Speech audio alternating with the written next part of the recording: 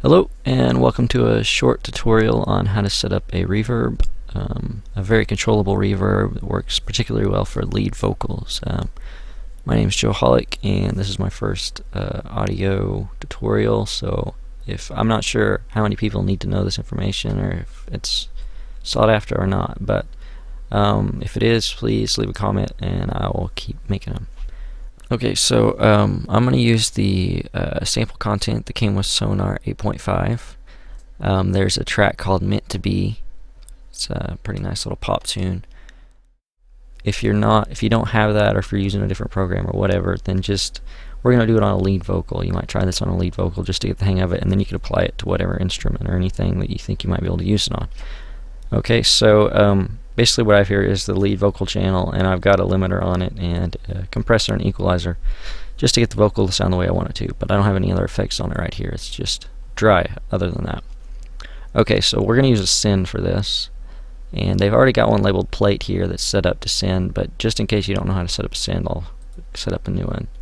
Right click and anywhere on the track and go to insert send and new stereo bus, or you could select from a send that's already set up.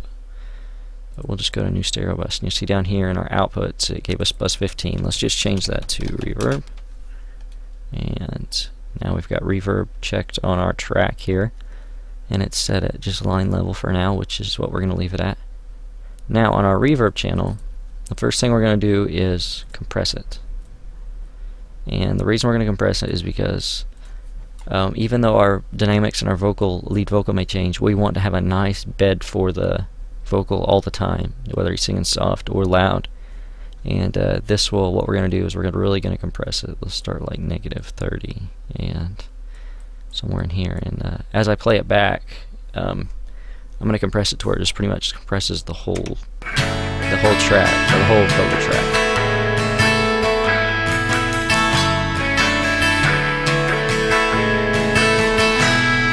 When I was a kid, there were movies I'd make in my mind.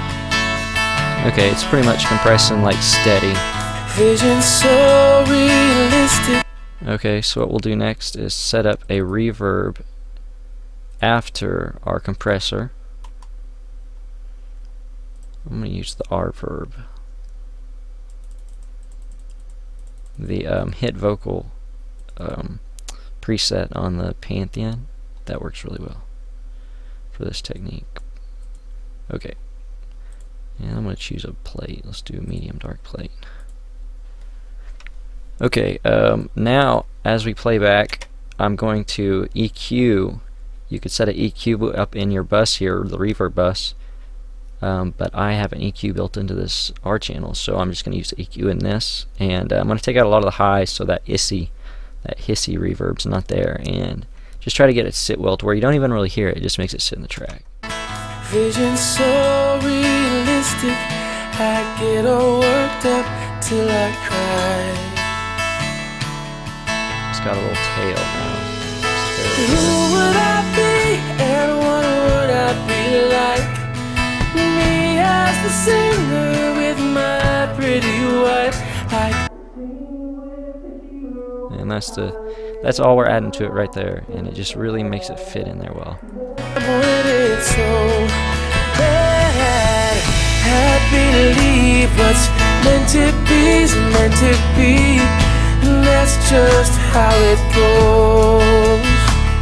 And there you have it. That's a way you can set up a reverb so that it's very controllable, and it works really well with pop vocals. But give it a try on anything you might work on.